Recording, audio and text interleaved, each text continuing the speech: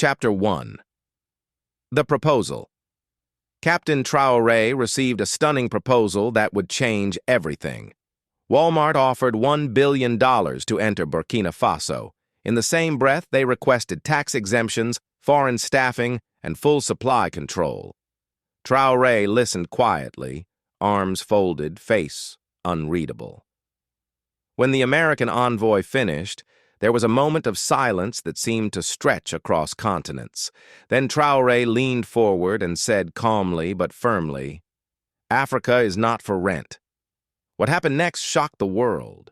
A battle that began not with guns or tanks, but with cement, courage, and vision. They flew in on a private jet, sleek, silent, and 3 hours late. The Walmart delegation didn't apologize. They never do. 5 men in tailored suits, 1 woman with a silver laptop, stepping into the presidential conference hall like they owned the place. Maybe they thought they did. A tray of cold water was offered. They declined. Instead, the lead executive opened his presentation with a smile wide enough to hide his intentions. "Mr. President," he said, standing tall beneath the gold-framed portrait of Thomas Sankara, "we'd like to bring $1 billion opportunity to Burkina Faso." The room fell quiet. Every minister, every aide, every pen stopped moving. "We're offering $1 billion in direct investment," the executive continued, sliding a folder across the polished table.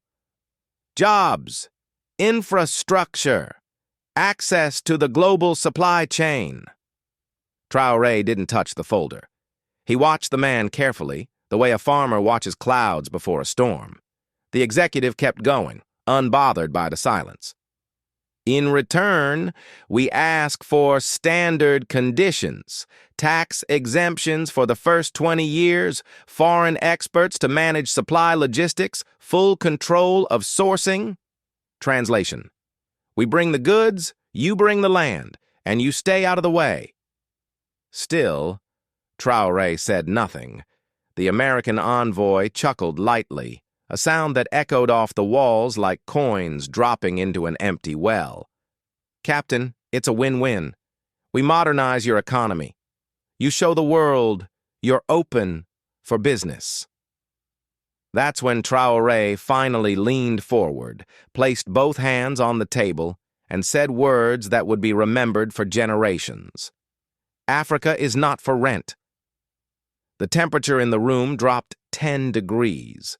The executive shifted uncomfortably. The woman with the laptop paused her typing, fingers frozen above the keys.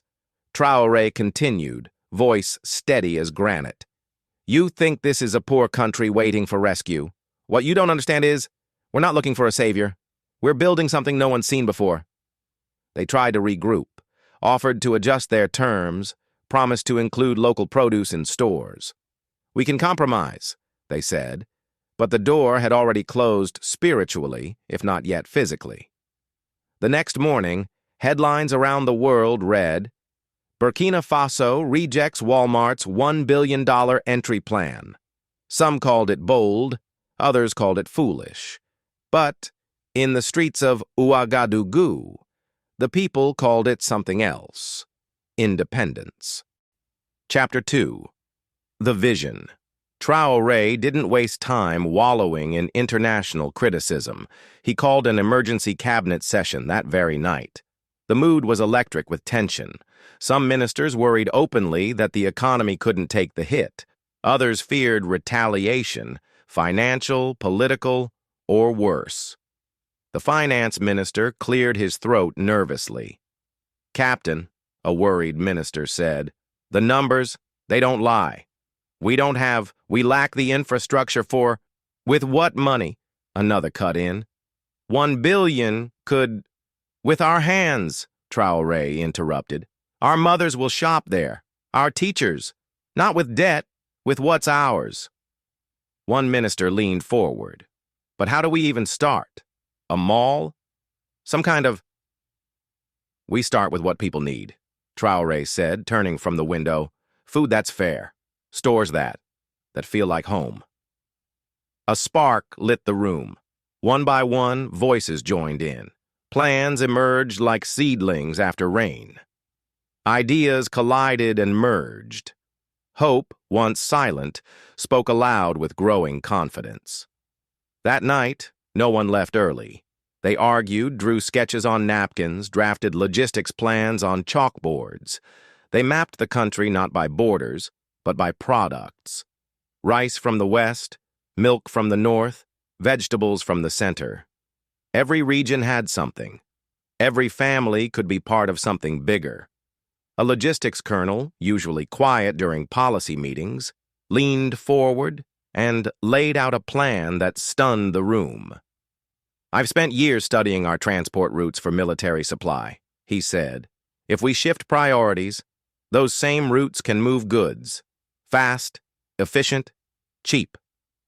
The trade minister looked up, eyes widening. "You're saying we already have a distribution network?" "Yes," the colonel nodded. "It's just been used for the wrong war." Laughter broke the tension like thunder after lightning. By midnight, they had a name: Projet Marché Souverain, the Sovereign Market Project. Not a mall, not a supermarket, but a national movement starting with one building, one vendor, one cashier at a time. Traore closed the meeting with a voice that carried the weight of centuries. "We don't need to beat Walmart. We need to build something they can't copy, something rooted in us." Chapter 3. Breaking Ground. That week, bulldozers arrived at a dusty plot. Traore stepped out at dawn, shovel in hand, and dug the first hole himself. No ceremony, just dirt under his fingernails. Local workers arrived, orange vendors, single mothers, retired masons. They learned fast, because they believed. Traore visited the site every day, not as a president inspecting progress, but as a brother sharing the load. He wore dusty boots, shook calloused hands, and ate lunch with bricklayers under the shade of unfinished pillars. When foreign journalists asked why he wasn't in uniform, he replied simply, "Because generals give orders, builders give examples." The design wasn't just functional, it was intentional. Wide aisles for families, prayer rooms for vendors, solar panels on every roof, a water system that reused rain. Every inch was argued over not for style, but for meaning. On the fourth day, as the foundation began to take shape, a woman named Aminata approached him. Her clothes were simple, her voice unshaken but weighted with years of experience. "I used to sell tomatoes by the roadside," she said, gesturing toward the growing structure. "Now I'll stock them in a store my people built." Traore looked at her weathered hands, then at the rising walls. "Then we're already rich." Students volunteered after class. Retired electricians offered skills. Villagers sent food. Burkina Faso wasn't rejecting the West. It was choosing itself. Chapter 4. The Market Woman. Madame Aminata had run the same wooden stall in the old Ouagadougou market for 22 years. Rain or sun, war or calm, she was there selling tomatoes, onions, ground nuts, and dignity. Everyone knew her. Most owed her something: money, favors, or simply respect. When Traore called for economists and corporate strategists, he didn't get them. Instead, he called for her. She arrived at the construction site wearing her market apron, not out of pride, but out of habit. Her feet moved with the certainty of someone who had measured life in sales, not speeches. She said nothing at first, just walked the grounds with sharp eyes, scanning every unfinished corner. When they finally gathered in the half-built break room to meet her formally, she folded her arms and looked at Traore like an equal. "Why am I here?" she asked. "Because we don't need consultants. We need people who know how Burkinabe shop." She paused, then smiled. "Eh? Well then listen. We don't want air conditioning before shade. Don't need baskets from China when our women, they weave better than that. And French prices on our own onions? Non. Real market starts with trust, then price, then people come home. From that moment, she was in charge of the floor design, the sourcing map, and the entire customer experience. Not because she asked for the position, but because no one else dared challenge her logic. Her first act was to throw out the glossy layout drafted by international architects. Too wide, too cold, too clean, she declared. People don't shop in silence. They shop with their mouths, with their hands, with their noses. The aisles must breathe. She insisted the vegetable section face east for morning light. She placed bread stalls near the entrance so the scent would pull customers in. And she refused to allow any product to sit more than 3 days on the shelf without rotating it out. Rotten food rots trust, she said simply. When the finance team hesitated about letting her set pricing policy, she sat them down, pulled out a hand-drawn chart, and explained supply behavior better than any textbook. This tomato, she said, holding one up like evidence in a trial, costs 50 francs at harvest, 100 after transport, 150 after middlemen. We're going to cut the chain and buy direct at 80, sell at 120. We win, the farmer wins, the people win. Want to double it and call it modern? Then go work for Walmart.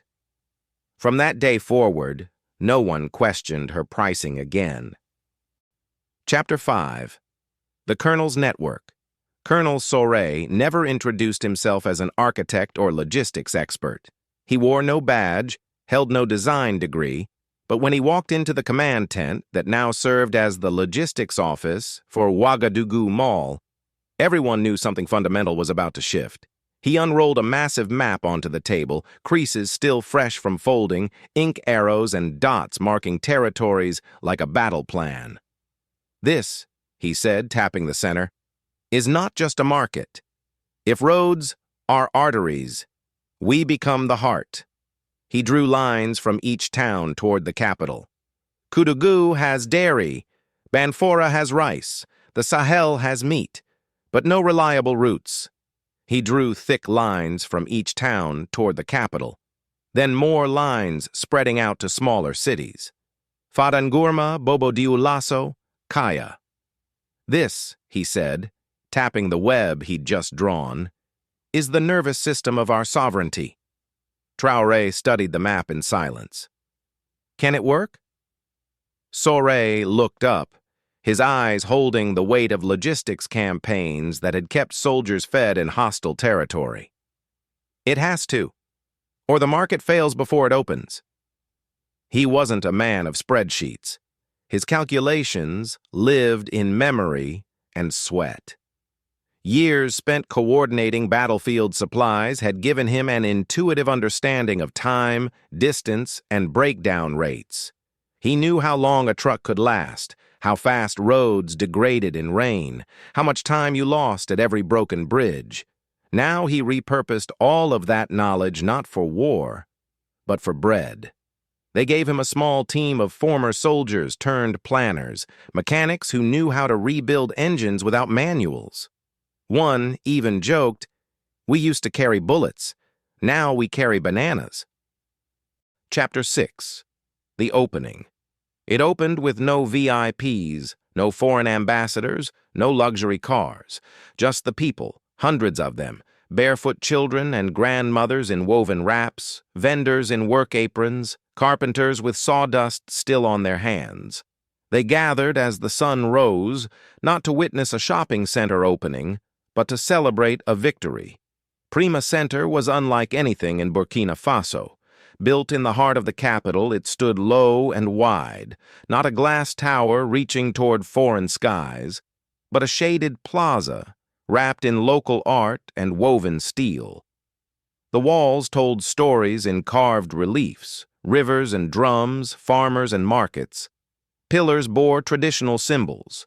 A rooftop canopy spread like a giant baobab leaf, filtering sunlight onto mosaic-tiled floors below.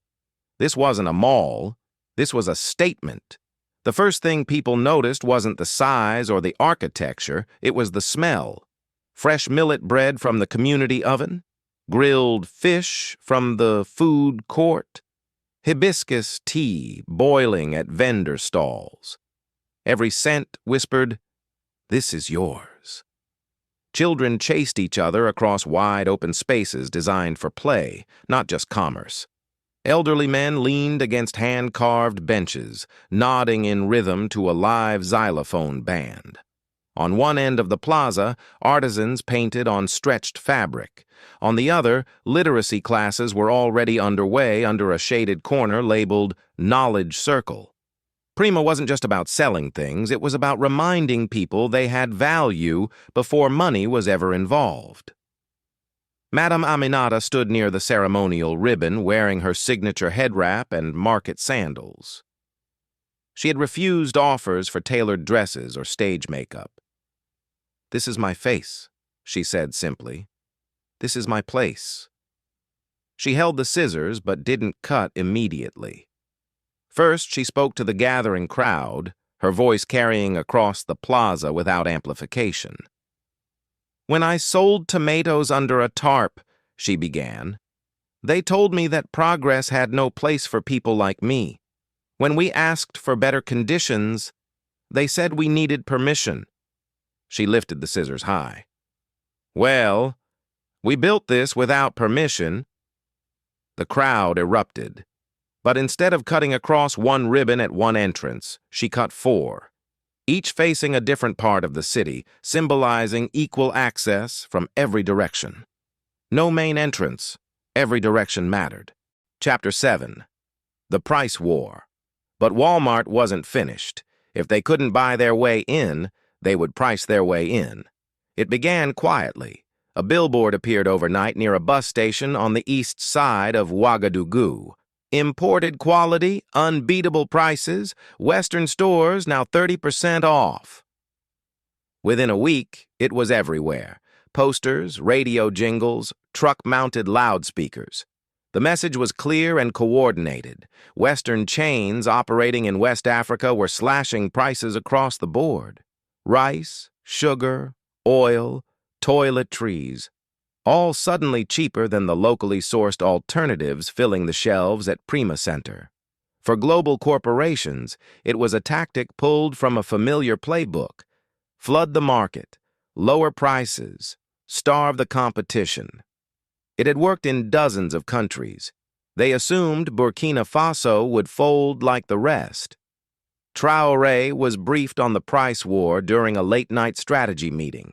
A young economic advisor showed graphs tracking the price drops, his hands trembling slightly as he spoke. "They're undercutting us on every major staple," he said. "Their logistics are tighter, their stockpiles endless. We can't match them without losing everything." Traore looked up slowly from the charts. "Then we won't match them. We'll outlast them."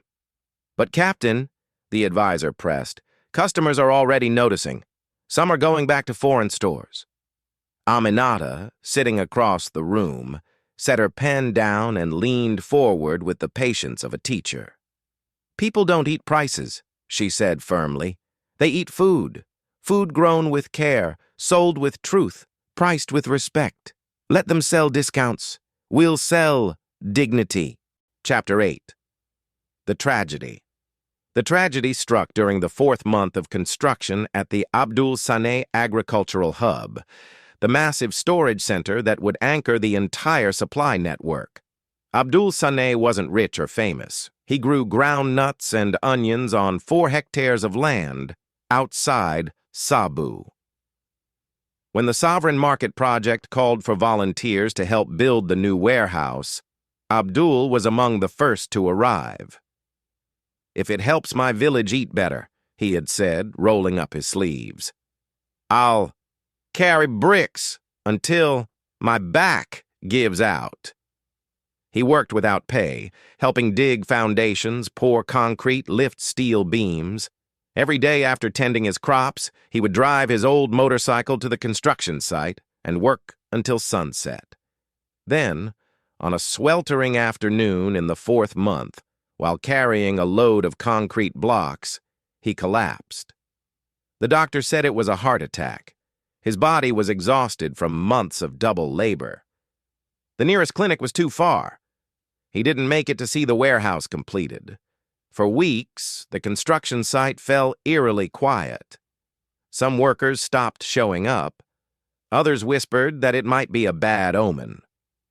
The momentum that had carried them through months of back-breaking work suddenly felt fragile. Then his 17-year-old son Hamidou returned to the site, wearing his father's work boots and carrying his father's tools. "If he can't finish it," Hamidou announced to the foreman, "I will." Every day after school, he showed up, sweeping floors, moving tiles, learning to operate the storage doors. He didn't speak much, but every time he touched a wall or tightened a bolt, it was like he was keeping a promise his father never got to fulfill. When the warehouse was finally completed, the question arose, what should it be called? Engineers suggested naming it after the region. Officials proposed a neutral acronym. But Aminata stood up during the naming committee meeting and silenced all debate. "No," she said firmly. "This building will feed our people. It should carry the name of the man who died trying to feed his." There was no argument after that. Chapter 9. The Audit. Months later, they arrived in white SUVs with tinted windows, escorted by neutral security and translators. The International Observer Team had been dispatched from Geneva and Brussels, tasked with conducting a full audit of the Sovereign Market Project. On paper, it was routine. In reality, it was an investigation. They had been hearing whispers for months that Burkina Faso had built the largest locally sourced food network in the region without accepting any foreign aid, that no outside corporation had any stake, that the movement was spreading to other countries, and perhaps most alarming to international finance circles, that it was working. The team of 10 included economists, infrastructure consultants, supply chain specialists, and 2 seasoned investigators known for uncovering corruption in government-run projects across Africa. They expected inflated invoices, missing inventory, ghost vendors, and political nepotism. They came ready to write a scathing report. What they found confounded every assumption. The first stop was the Abdul Saneh Agricultural Hub. The moment they stepped inside, the lead auditor frowned. Not in suspicion, but in confusion. The warehouse was spotless. Solar panels lined the roof, powering cold storage units that hummed efficiently. Inventory logs were handwritten, dated, cross-verified by 2 signatures, and double-checked by youth volunteers using donated tablets. Onions were stacked by grade, rice sorted by village, and each shipment included a physical tag with GPS timestamps and farmer names. No middlemen, no unexplained fees, no ghost transactions. "Who oversees quality control?" one inspector asked, expecting to uncover a web of corrupt supervisors. The answer came from a grandmother in a faded dress who was sorting cassava with practiced hands. "We do," she said simply. "If the food is bad, we don't ship it. Our neighbors eat this." Chapter 10. The Return. 2 years later, they came back. Not with fanfare this time, not with press releases or polished presentations. The second Walmart delegation landed at night, stepping off a private jet under cover of darkness. No cameras, just briefcases, and barely concealed desperation. Burkina Faso was different now. The country they had dismissed as too poor, too small, too broken, had built something that was spreading like wildfire across West Africa. Mali announced its own sovereign market project, with crowds chanting, "Our soil, our choice." Ghana's parliament passed the Local Commerce Protection Act. Senegal began construction on regional distribution hubs. Even Nigeria saw massive protests demanding food freedom now. The delegation checked into a discreet hotel and sent a hand-delivered letter, unsigned, to the presidency requesting one thing: a private audience. Traore read it in silence, then set it down. "They're not offering partnership," he told his staff. "They're offering regret." 2 days later, in a side room of the National Library, not the palace, not a conference center, Traore met with 3 delegates. No aides, no cameras, just a recorder on the table that remained off. The lead envoy, a younger man with nervous hands, began with desperate flattery. "You've built something impressive here, Captain. Truly remarkable.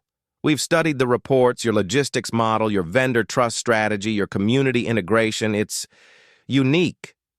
Traore watched him with the patience of a farmer observing clouds. The envoy continued nervously. "We understand our previous proposal didn't align with your vision. We've revised it." He slid a folder across the table. "Name your price." Traore didn't open it. "We already did. You just couldn't afford it." "The price was ownership, control over what our people eat, what our farmers grow." "You don't trade in that currency." The second envoy, a woman who had remained silent until now, tried a different approach, her voice soft with calculated vulnerability. "What if we invest under your brand? Quietly? No signs, no flags, just capital and support. The world doesn't even have to know it's us." Traore smiled, and in that smile was the accumulated wisdom of a people who had learned to see through pretty words. "The world isn't the one we're trying to convince," he said, rising from his chair. "Our people are." He moved toward the door, then paused. "You want to support something real? Build your own trust. Grow your own farmers. Create something that doesn't need to hide." The meeting ended there. No handshakes, no final pleas, no promises to stay in touch.